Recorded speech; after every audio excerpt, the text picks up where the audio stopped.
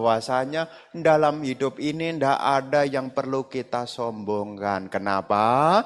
Karena dalam hidup ini semua terkena perubahan. Suara yang merdu nanti bisa berubah juga jadi serak. Kebanyakan makan gorengan.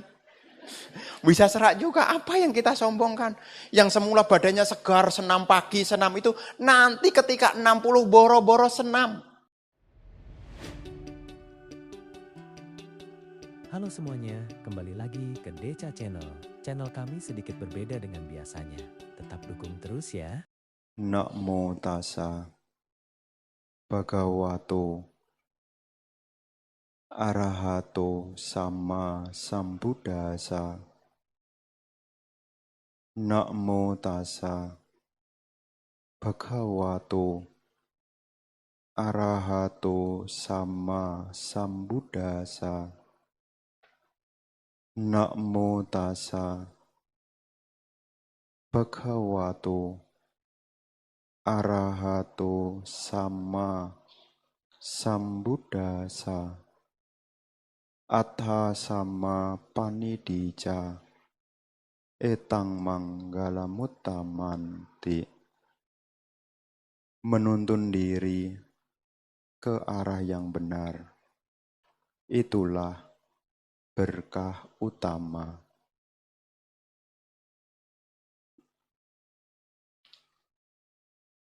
Para bapak, ibu, saudara-saudari yang berbahagia, selamat pagi, terpujilah Sang Buddha, Namo Buddhaya.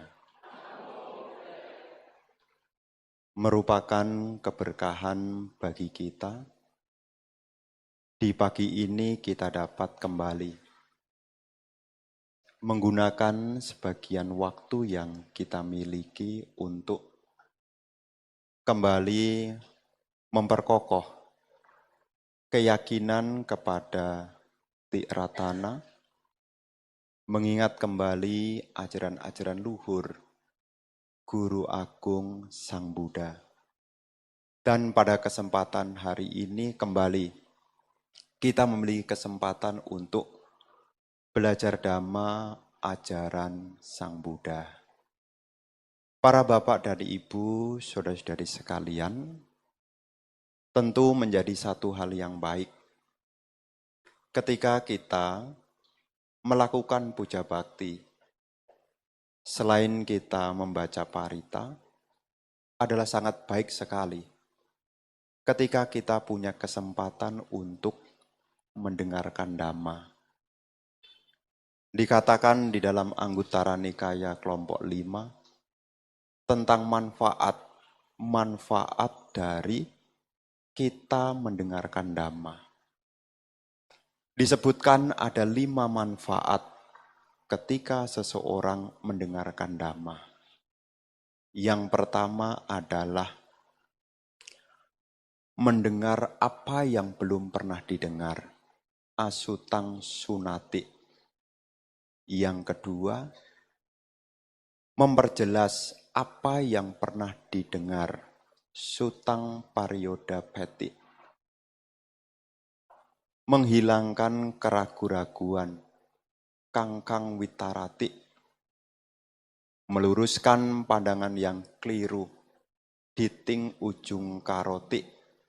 Dan membuat batin menjadi bahagia, cita masa pasidati. Jadi ibu, bapak, saudara-saudari sekalian, tentu kita mendengarkan Dhamma ini tidak lain adalah untuk 5 hal ini.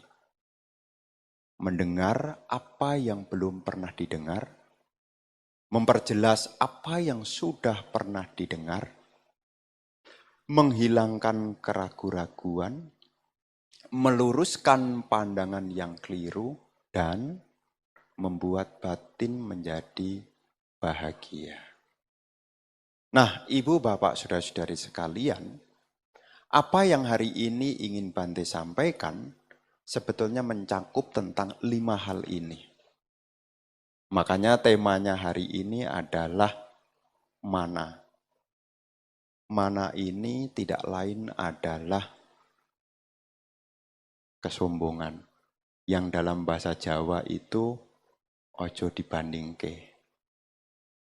Kenapa kita perlu mengetahui hal ini? Karena kehidupan kita ini, ibu bapak sekalian, itu tidak lepas dari bentukan-bentukan faktor-faktor.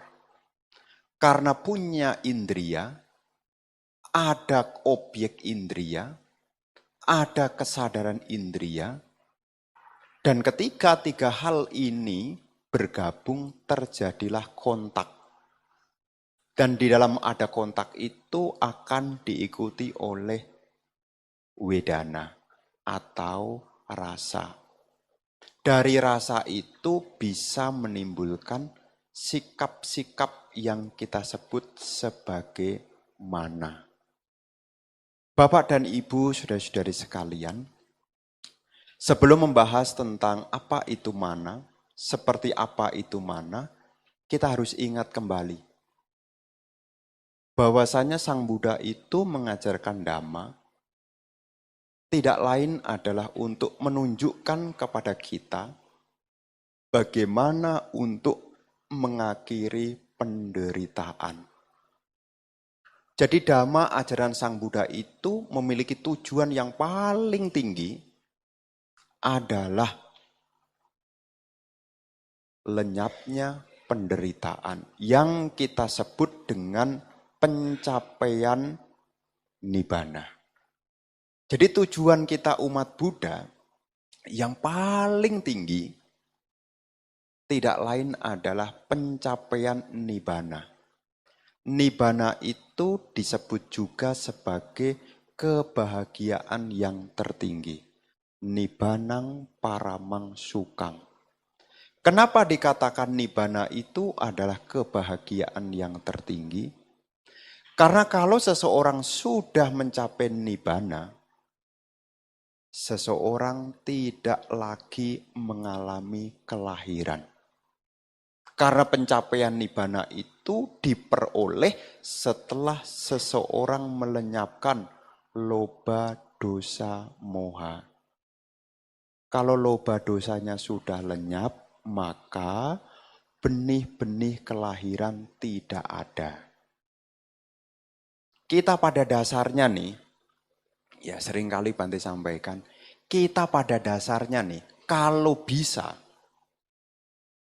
baik diri sendiri maupun orang yang di sekitar kita, kalau bisa, jangan tua, jangan sakit, dan jangan pergi buru-buru. Kalau bisa.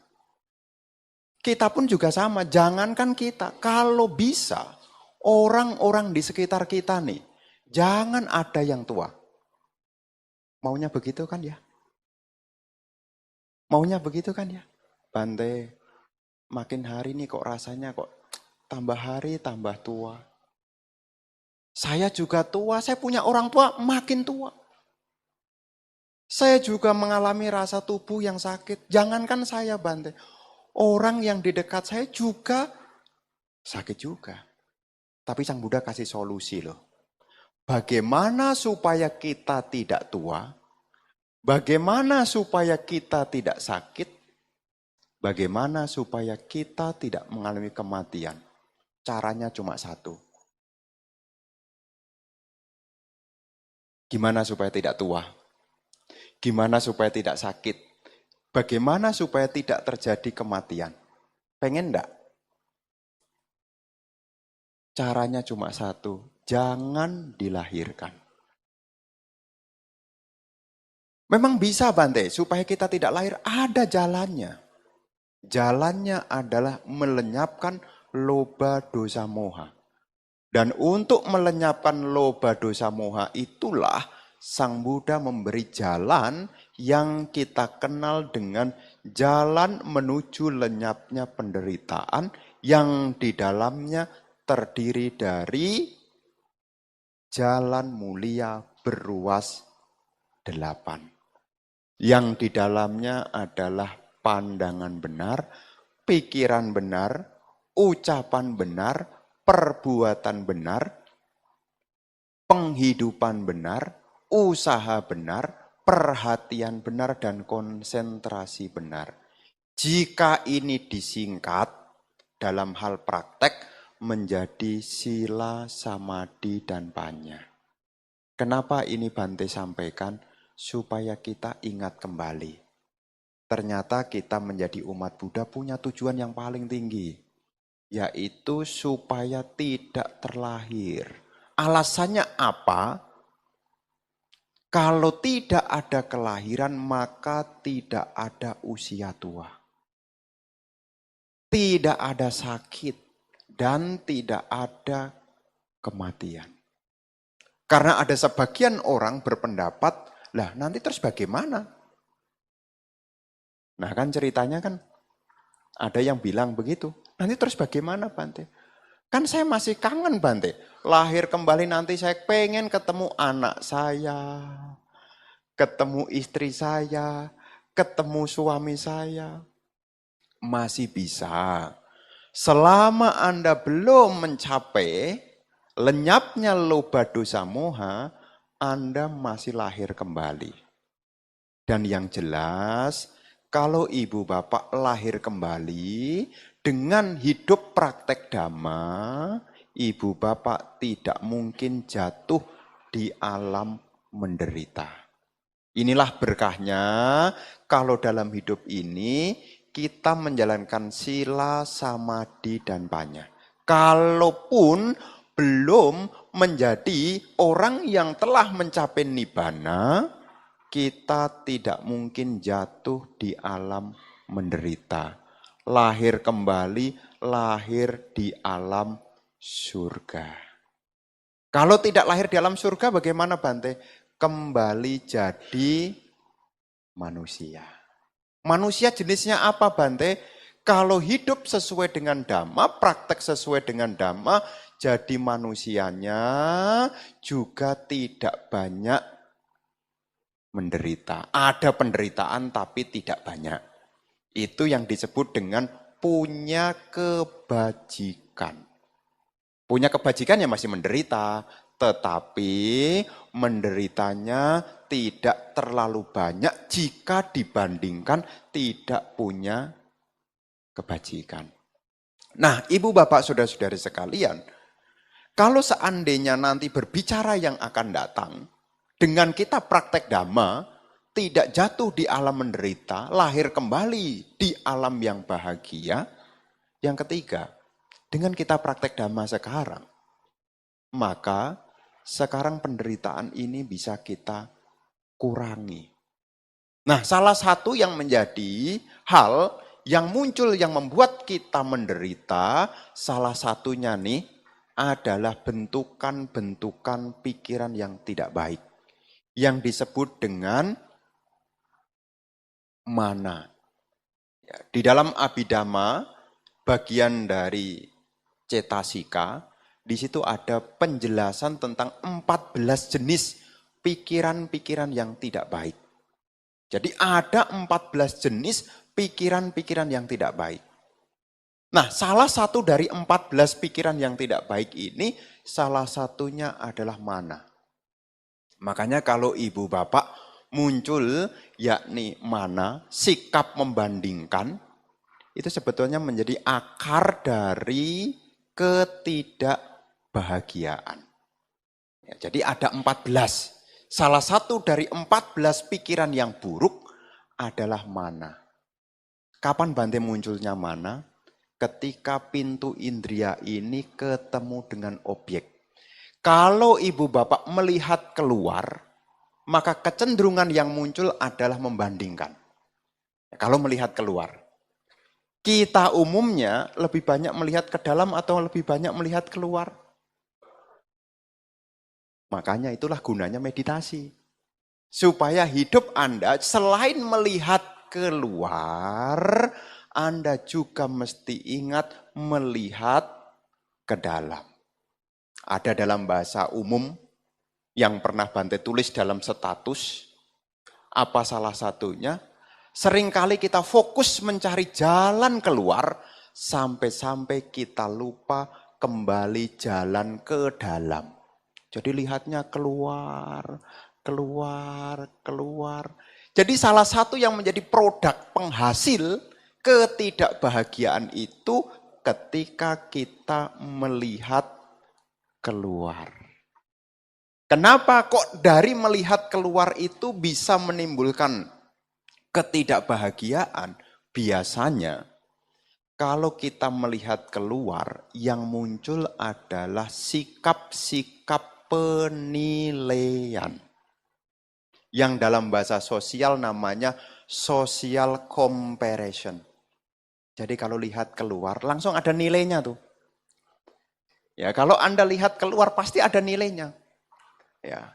Apakah nilainya terbuka atau tertutup? Kalau tertutup apa Bante? Hanya dua, dikotomi, baik atau buruk. Makanya ketika kita melihat keluar, langsung muncul tuh. Makanya kalau Anda ngomongin tentang orang, itu langsung keluar tuh. Kenal Koguan? Oh iya Bante. Langsung keluar tuh nilainya tuh. Betul begitu kan ya? Apa tidak? Anda kalau lihat orang keluar nilainya enggak? Itu teman kamu loh yang sering datang ke wihara. Langsung keluar nilainya, bener enggak? Biasanya ingat nomor teleponnya atau keluar nilainya? Anda nanti ketemu. Mungkin nih, Anda juga melihat keluar, mungkin melihat saya juga. Bukan hanya saya melihat Anda. Ya, tapi Anda juga melihat saya. Ketika Anda melihat saya juga keluar nilainya juga. Kok bisa begitu Bante? Iya. Karena di mana ada pintu indria, di mana ada objek indria, ada kesadaran indria, di situ terjadi namanya kontak. Setelah ada kontak, pasa paccaya wedana. Setelah ada kontak akan diikuti rasa. Rasanya buruk kalau muncul perasaan tidak menyenangkan. Rasanya baik kalau muncul rasa menyenangkan. Pernah kasih nilai enggak? Kalau dikasih seseorang, dia mungkin baik kepada Anda dikasih mangga, dikasih pepaya, pokoknya dikasih lah. Kemarin Purnama itu kasih pia. Tancup pia. Anda dapat pia, kemudian disebut, ibu ini, oh dia itu baik loh. Kenapa Anda katakan baik? Karena Anda menilai dia baik, karena ada nilai rasa, yaitu rasa menyenangkan, suka. Jadi Anda kadang-kadang juga bisa gelap mata, kalau Anda terbawa oleh rasa. Makanya kalau orang sedang jatuh cinta, dikasih nasihat itu semua nilainya bagus sekali. Oh dia itu begini-begini. Enggak lah, dia itu mah enggak begitu. Tapi kalau sudah putus, dia itu baik. Apanya yang baik? Jadi nilai kita berdasarkan oleh apa? Rasa. Makanya dalam hidup ini kita putu jana ini seringkali terombang-ambing oleh rasa. Makanya sikap membandingkan bisa kita berikan baik kepada orang lain maupun kepada diri sendiri munculnya ketika ada kontak indria. Makanya kalau Anda meditasi tidak bisa nilai. Wong napas masuk, napas keluar kok. Semoga semua makhluk berbahagia kok. Kalau Anda sedang meditasi. Tapi ketika Anda tidak meditasi, di situ mulai ada sikap perbandingan. Namanya mana. Nah mana ini, Sang Buddha menggolongkan menjadi 3 hal. Yang pertama adalah mana. Mana artinya menganggap diri kita setara dengan orang lain. Itu juga kesombongan juga. Bante dia itu sama loh Bante dengan saya loh Bante. Dia juga meditasi, saya juga tidak kalah. Dia juga rajin ke wihara, saya juga sama Bante. Itu pun juga masih kategorinya mana juga. Ada jenis yang pertama, menilai diri kita sama dengan orang lain. Itu juga kesombongan juga. Ya. Ada yang kedua namanya omana. Omana itu adalah ketika kita merasa rendah diri. Menilai orang lain lebih tinggi sedangkan kita lebih rendah. Ini pun juga disebut sebagai mana juga. Pernah memberi diri sendiri nilainya rendah? Saya ini mah orang kecil, Bante. Saya mah enggak banyak tahu. Ini namanya omana. Menilai diri sendiri menjadi rendah. Jadi kalau ibu bapak membuat dirinya, kadang-kadang ini dipakai untuk membuat Anda jadi nyaman dalam topik tertentu ya. Dalam topik tertentu Anda kadang-kadang juga menggunakan cara ini. Ya. Untuk apa? Membuat Anda nyaman, kemudian Anda menampilkan diri Anda sebagai hal yang kurang. Rendah, bukan rendah hati, rendah diri.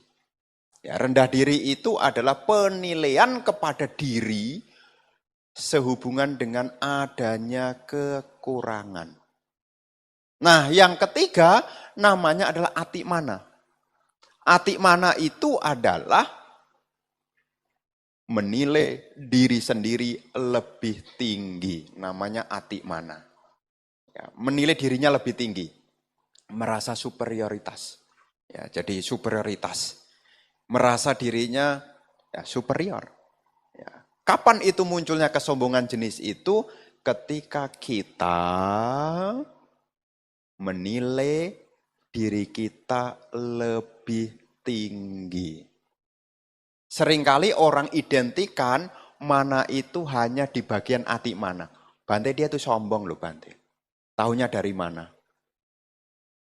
Ya dia itu meninggikan dirinya.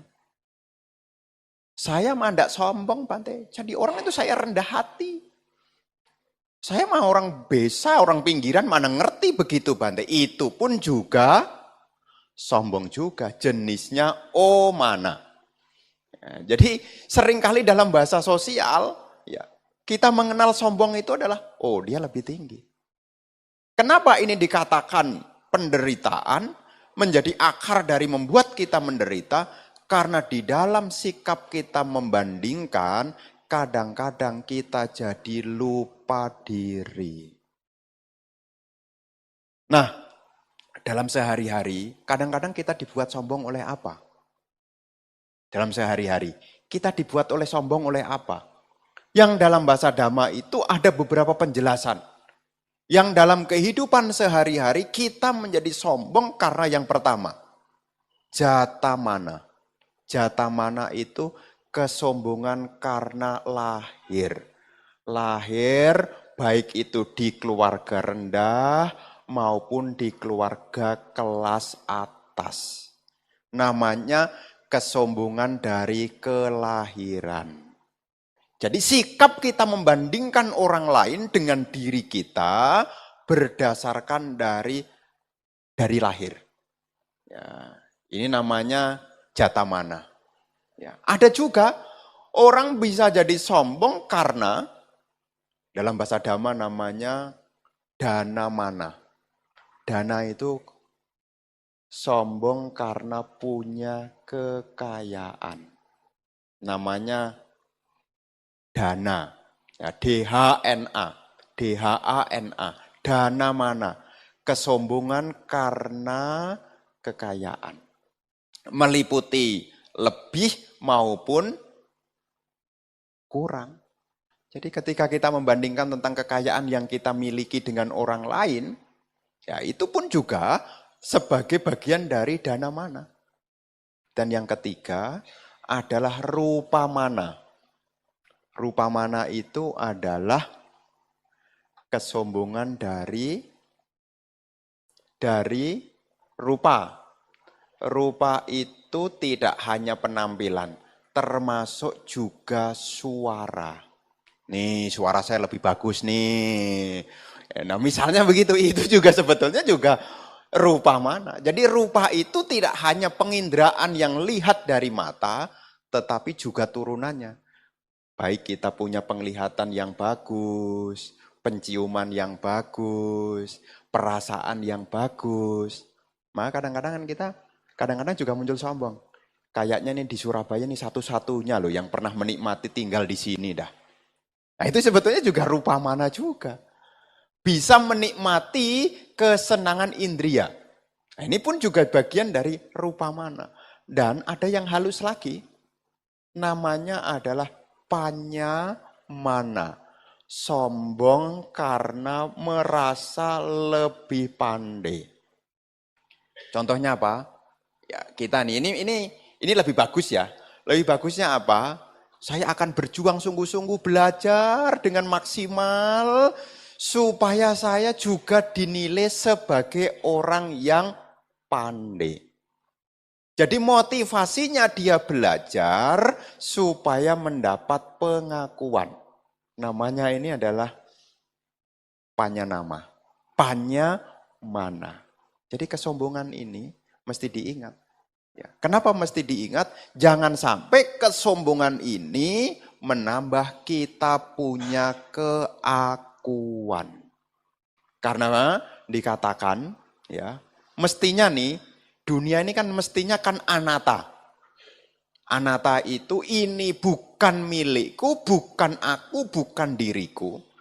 Tetapi kita masih diliputi oleh atta, ini milikku, ini aku, ini diriku. Itu salah satunya adalah dari kesombongan. Makanya Anda bisa sombong, itu tidak lain adalah permainan dari kita punya keakuan. Ya, jadi kita bisa menilai orang lain, menilai diri kita sendiri. Ya ini tidak lain ya dari keakuan kita. Terus bagaimana Bante? Supaya kita bisa lepas dari pandangan tentang kesombongan ini. Ini tidak milikku, ini bukan aku, ini bukan diriku. Bagaimana Bante dalam hidup ini supaya saya tidak jadi sombong. Tidak menjadi orang yang rendah diri. Juga tidak menjadi orang yang tinggi diri. Gimana Bante supaya saya bisa hidup dengan tenang tanpa ada kesombongan? Yang pertama, pahamilah kehidupan ini semua adalah sebab akibat. Makanya kalau Anda sekarang mungkin hidupnya sudah nyaman, Anda jangan lengah. Kenapa? Karena kenyamanan ini adalah buah dari karma baik. Anda hidupnya nyaman, lahir di keluarga yang bagus, tidak kekurangan, rupanya juga enak dipandang. Jangan lengah. Kenapa? Karena perolehan yang menyenangkan ini adalah akibat dari karma baik. Sebaliknya, kalau dalam tanda kutip, hidupnya susah, kurang, apa-apa tidak mudah, mesti diingat, jangan lengah. Ketidaknyamanan yang saya rasakan ini juga akibat dari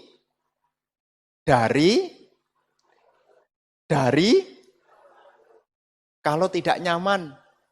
Kalau tidak nyaman, ingat tentang karma buruk sedang berbuah. Kalau karma buruk sedang berbuah, apa yang dilakukan? Kalau karma buruk sedang berbuah, lahir di keluarga kurang menguntungkan, sulit ini, sulit itu, sadar tentang kekurangan, apa yang harus dilakukan? Kalau ingat dhamma, berbuat baik. Kalau tidak ingat dhamma, mulai membandingkan. Duh, nasib. Dulu sudah susah, sekarang susah, ketemu orang susah lagi. Dodo nasib. Nah, mesti diingat kalau tidak nyaman harus sadar ini karma buruk sedang berbuah. Terus bergegas untuk Berbuat baik. Karena sikap membandingkan tidak akan membawa perubahan. Sikap membandingkan tidak akan membawa perubahan. Yang membuat perubahan itu kalau kita melakukan hal-hal kebajikan. Ingat, kebajikan itu tidak selalu berdana.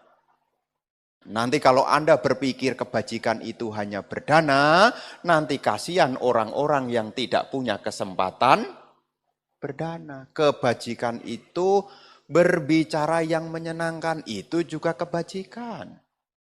Berpikir yang baik, itu juga kebajikan. Menjalankan sila dengan baik, itu juga kebajikan. Makanya di dalam Nidi Kandasuta nanti kalau bulan Katina, ya sadane nak silenak sanyamenak damenacak nidi sunihito hoti itiak purisa sawa. Kebajikan dari berdana, memiliki perilaku yang baik, menjauhkan diri dari keburukan adalah simpanan harta sejati bagi wanita maupun pria. Jadi dalam hidup ini supaya kita tidak dikuasai oleh sikap membandingkan, yang pertama ingatlah, semua yang muncul ini adalah rentetan dari sebab akibat. Kama dan wipaka. Jadi kalau yang sekarang merasa mungkin ada kurang, sadar.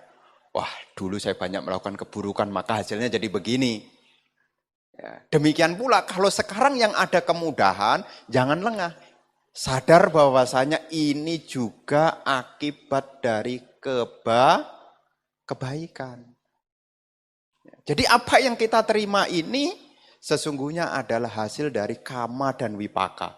Ada buah, itu ada karena ada menanam. Namanya kama itu action, tindakan. Karena ada tindakan maka ada buahnya. Nah seringkali kita hanya fokus pada buahnya sampai-sampai tidak ingat cara menanamnya. Nah, jadi kadang-kadang wah dia lebih enak. Nah itu mulai membandingkan tuh. Mesti diingat semua ini tidak ada yang kebetulan. Makanya Sang Buddha mengajarkan kita tentang jangan berbuat jahat, tambah kebaikan. Karena semua yang kita tanam akan kembali kepada kita yang menjadi pelakunya. Jadi kalaupun saya berhasil, sukses, ya saya tidak usah sombong juga. Kenapa? Ini juga akibat dari usaha-usaha. Apa yang aneh? Tidak ada yang bisa sombongkan. Dan kita harus sadari yang kedua. Selain yang pertama kita sadar tentang kama dan wipaka, mesti sadar. Supaya kita tidak sombong, sombong tidak berkembang. Yang kedua mesti ingat hukum yang pasti adalah hukum tentang ketidakkekalan. Semua ini sifatnya tidak kekal. Apa yang kita sombongkan? Coba, apa yang kita sombongkan? Kalau semuanya tidak kekal, apa yang kita sombongkan? Semua ini ibaratnya cuma barang pinjaman kok. Kalau tiba saatnya akan diminta. Namanya barang pinjaman kok. Kalau diminta kira-kira sedih enggak? Mestinya. Kalau barang pinjaman. Mestinya. Kalau barang pinjaman dikasih pinjam ke kita, kemudian diambil lagi. Kira-kira sedih enggak? Nih contoh nih, ini kan harinya Minggu. Siapa tahu sore ada kondangan enggak? Sore ada kondangan enggak? Enggak ada. Misalnya sore ada. Anda datang ke kondangan. Terus Anda bawa gelang. Oh, gelangnya emasnya itu 1, 2, 3, 4, 5. Misalnya 5. 5 kanan, 5 kiri. Kira-kira jalannya bagaimana? Bentar-bentar betulkan rambut. Nah, di tempat kondangan ketemu sama yang punya. Kamu bawa gelang pas kebetulan nih. Kembalikan. Kira-kira bagaimana? Kira-kira bagaimana? Ikhlas diminta? Ikhlas diminta? Ikhlas diminta? Kita pakai cara berpikir, ikhlas diminta? Itulah karena ketidaktahuan. Kita semula sudah sombong. Sombong karena kita punya kekayaan. Sombong karena kita punya penampilan. Tiba saatnya terkena perubahan, ikhlas enggak? Yang dulunya muda pelan-pelan. Yang semula rambutnya hitam pelan-pelan mulai putih-putih. Ikhlas enggak? Ikhlas enggak? Ingat loh ya, yang nempel di tubuh kita ini semua barang pinjaman. Namanya barang pinjaman satu-satu harus dikembalikan. Kira-kira kalau satu-satu diminta yang semula hitam tinggal putihnya, hitamnya diambil oleh alam, kira-kira ikhlas enggak? Mestinya dari jauh-jauh hari sudah paham bahwasanya dalam hidup ini tidak ada yang perlu kita sombongkan. Kenapa? Karena dalam hidup ini semua terkena perubahan. Suara yang merdu nanti bisa berubah juga jadi serak.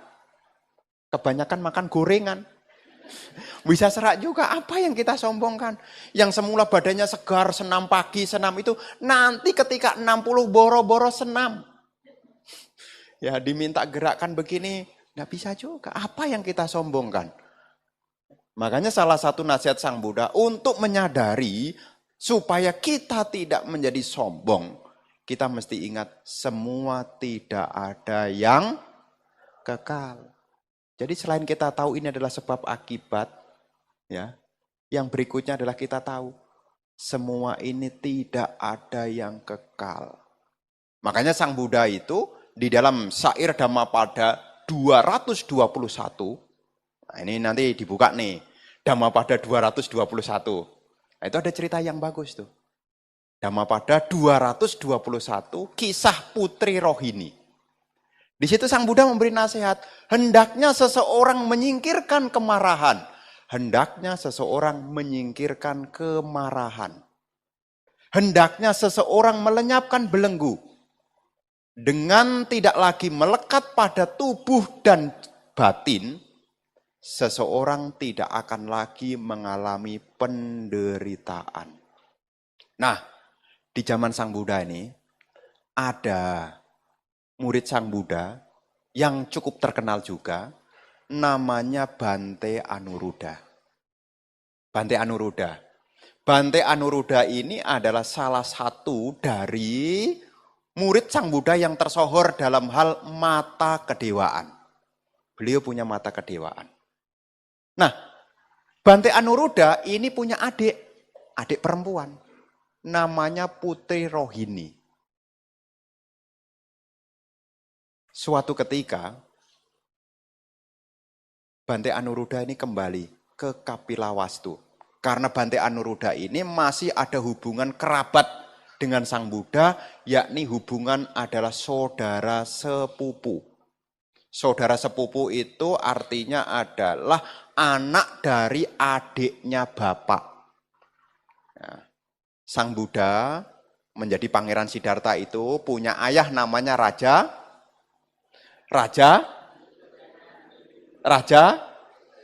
Suddhodana. Berarti Anda sudah bagus lah, riwayat hidup Buddha Gautama sudah bagus nilainya. Ya. Jadi Pangeran Siddhartha punya ayah namanya Raja Suddhodana. Raja Suddhodana itu punya adik. Nah, salah satu dari adiknya Raja Suddhodana itu punya anak. Anaknya adalah Bante Anuruddha.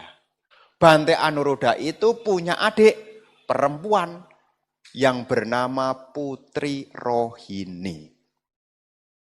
Suatu ketika Bante Anuruddha datang ke Kapilawastu, saudara-saudara datang. Ya biasalah. Ya karena terus terang antara Kapilawastu dengan Jetawana itu jauh loh. Jadi Jetawana itu Sawati, dari Sawati menuju Kapilawastu itu jauh. Ya. Karena lama tinggal di Jetawana, ya Anatapindika di kota Sawati itu, ya perjalanan ke Kapilawastu.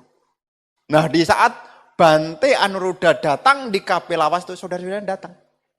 Tapi ada satu saudaranya yang tidak datang, yaitu Putri Rohini. Kenapa Putri Rohini tidak datang? Karena Putri Rohini ini malu. Malu karena Putri Rohini ini terjangkit penyakit kusta. Penyakit kusta. Tahu kan ya penyakit kusta? Ya penyakit yang sudah langka. Ya, sekarang udah langka. Dulu pada zamannya itu sangat menakutkan. Bahkan orang yang terkena pun menjadi malu. Karena suatu waktunya tubuhnya bisa lepas. Jarinya bisa copot. Ya. Nah, kemudian Bante Anuruddha meminta agar Putri Rohini ini datang. Karena masih adiknya. Ya. Kemudian Bante Anuruddha bilang, jualah kamu punya pakaian, jualah kamu punya perhiasan, sebagian kamu jual, dan berdanalah untuk membuat kuti. Nah, Putri Rohini ini berdana. Ya, emasnya dijual, baju-bajunya yang berharga juga dijual. Untuk apa? Berdana. Dan Bante Anuruddha bilang, Putri Rohini ini dibantu oleh saudara-saudaranya. Kenapa berani menyuruh? Ya karena adiknya. Ya kalau seorang biku itu boleh meminta kalau ada hubungan kerabat. Kecuali umat yang berpawarana. Andai kata tidak ada umat yang berpawarana, seorang biku itu boleh minta sama saudaranya. Nah, Putri Rohini ini sakit. Sakitnya sakit lepra, kusta itu. Kemudian diminta. Kamu jual perhiasanmu, kamu jual pakaianmu, nanti kamu dana buat kuti. Dan saudara-saudara Bante Anuruddha itu, kamu bantu ini. Setelah proses pembangunan selesai, yang meresmikan adalah Sang Buddha. Sang Buddha bertanya, siapa yang membangun kuti ini? Semua diam. Putri Rohini tidak berani berbicara. Kenapa? Karena Putri Rohini itu juga masih malu. Kenapa malu? Karena sedang sakit. Kemudian diminta datang. Putri Rohini diminta untuk datang. Pada saat Putri Rohini datang, Sang Buddha menceritakan dulu kamu bisa mengalami sakit seperti ini. Dulu kamu adalah istri dari Raja Benares. Dulu dia itu permaisuri. Permaisuri itu adalah istri dari raja. Raja itu punya salah satu di kerajaannya itu ada seorang wanita yang pandai menari. Nah, terus Putri Rohini yang saat itu jadi permaisuri melihat raja sangat kagum. Ya namanya juga raja itu bebas. Ya dalam sekarang sultan itu bebas kan gitu ya. Nah, lihat penarinya itu, raja sangat suka. Dan mulai membandingkan. Nah ini ceritanya nih, permaisurinya mulai membandingkan. Raja kok sudah mulai seneng melihat penari itu daripada aku. Nih ini bahaya kesombongan nih. Kok dia sudah mulai tertarik dengan penarinya? Mulailah berpikir. Saat mulai pembandingan muncul, api cemburu keluar. Kemudian permaisuri itu dengan siasat yang buruk menyuruh pelayannya untuk membuat serbuk-serbuk yang membuat kalau kena kulit jadi gatal. Jadi ketika menari ditaburin tuh kulitnya dengan serbuk gatal. Tidak hanya di situ, selimutnya ditaburi. Sudah gatal tubuhnya, penari ini lari ke kamar, masuk ke selimut, selimutnya sudah ditaburi. Nyebutnya apa ya? Obat gatal ya. Ya obat yang menyebabkan gatal namanya apa? Obat gatal kan, bukan obat anti gatal kan. Kadang-kadang kan kita beli obat apa Ci? Obat gatal, obat buat gatal. Mestinya beli obat apa? Buat anti gatal. Seperti beli obat apa? Obat nyamuk, obat untuk nyamuk. Sebetulnya beli obat anti nyamuk.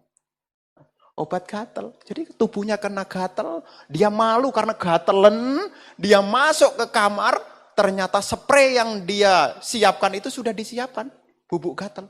Akibat dari keburukan itu, sekarang terlahir menjadi putri rohini dengan kulit mengalami gatel-gatel dan mengakibatkan penyakit kusta. Disitulah Sang Buddha kemudian memberi khotbah. Hendaknya seseorang meninggalkan kemarahan, hendaknya seseorang meninggalkan kesombongan. Dengan melenyapkan belenggu-belenggu, seseorang tidak lagi melekat pada tubuh dan batin. Dengan tidak melekat, seseorang tidak menderita lagi. Jadi singkat kata apa? Kadang-kadang kalau kita sombong, tidak ingat dhamma, ada pesaingnya, muncul perasaan. Kalau ada merasa pesaing itu ada, muncul rasa suka atau tidak suka. Makanya di dalam Manggala Sutta disebut jangan, di Karaniameta Sutta disebut jangan karena marah dan benci mengharap orang lain celaka. Nanti kalau kita nih jadi perumah tangga, sebelah beli mobil, Anda beli mobil, sebelah Anda beli mobil dia lebih mahal. Kira-kira seneng atau senep? Hah, saya aja belum lunas dia beli lagi. Nah, nanti mulai siasat buruk mulai muncul. Mulai gangsangin paku. Bisa terjadi juga kalau sedang dikuasai oleh amarah dan kesombongan. Makanya di dalam topik pagi hari ini jangan sampai ya sebagai berumah tangga ibu bapak sekalian dikuasai oleh kemarahan, dikuasai oleh kesombongan. Karena lahirnya kesombongan itu tidak lepas dari ketika kita melihat keluar. Karena sikap perbandingan itu muncul ketika kita melihat keluar. Makanya kalau kita melihat keluar, kadang-kadang jadi kita lupa diri. Ada ungkapannya, rumput tetangga tampak hijau. Kadang-kadang kita menjadi orang rendah diri, bukan rendah hati, rendah diri. Ya, merasa tidak bersyukur, kurang ini, kurang itu, melihat keluar, oh di sana lebih hijau, lebih enak. Ingat loh ya, setiap orang itu punya level yang beda-beda. Menurut kita bahagia, setelah survei dari sana gersang juga. Ya, jadi jangan sampai Anda tidak bersyukur dengan kehidupan Anda, kemudian Anda membanding-bandingkan, sampai-sampai Anda jadi lupa diri. Makanya ketika Anda mulai membandingkan, itu artinya Anda terlalu fokus melihat ke luar. Ketika Anda melihat ke dalam, Anda tidak lagi membandingkan. Saya juga tidak kekal, orang-orang di sekitar saya juga tidak kekal.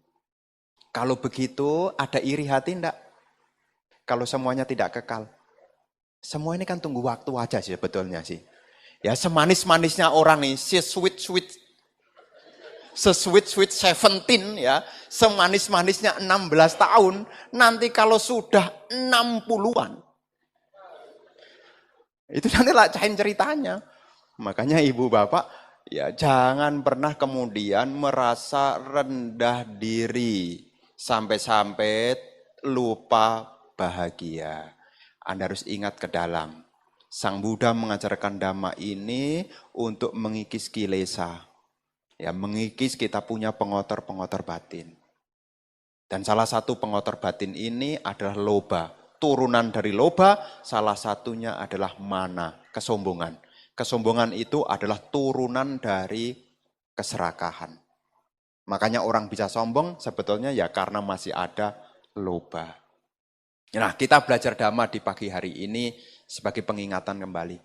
Supaya kita menggunakan waktu kita dengan sebaik mungkin. Jangan sampai kita hanya fokus melihat keluar. Sampai-sampai kita lupa di dalam usaha yang membawa pada lenyapnya pengotor batin. Berusahalah untuk menjalankan sila, kembangkanlah samadhi dan terus mengasah diri. Hingga akhirnya berkembang di dalam kebijaksanaan. Inilah yang ingin Bante sampaikan di kesempatan siang hari ini. Ya mohon maaf, kemarin semestinya ada ODM, tapi ODM-nya batal. Kenapa? Karena kemarin itu peringatan juga tentang ketidakkekalan. Ya, kemarin itu peringatan ketidakkekalan. Jadi hari ini ya kita masih punya kesempatan, meskipun saya sudah nego dengan Pak Guan kalau bisa saya tidak hadir ya, Bante tetap datang. Jauh-jauh dari Surabaya ke Surabaya cuma 1 hari, enggak apa-apa Bante. Ya enggak apa-apa, urusan dia tuh. Dia bilang enggak apa-apa ya saya datang juga. Ya, semoga apa yang Bante sampaikan di hari ini ya menambah pengetahuan bagi Anda. Terus semangat praktek Dhamma. Karena perjuangan kita masih panjang dan jauh. Banyak hal yang harus kita hadapi, persiapkan diri Anda dengan nilai-nilai kebajikan. Semoga kebajikan selalu menyertai Anda. Semoga ibu bapak bersama dengan keluarga senantiasa sehat, bahagia, sejahtera. Semoga apa yang menjadi pengharapan baik Anda, semoga dapat terwujud menjadi kenyataan. Sabe sata bawantu sukitata, semoga semua makhluk berbahagia. Terima kasih telah menonton channel kami. Channel kami akan lebih banyak lagi menyiapkan cerita yang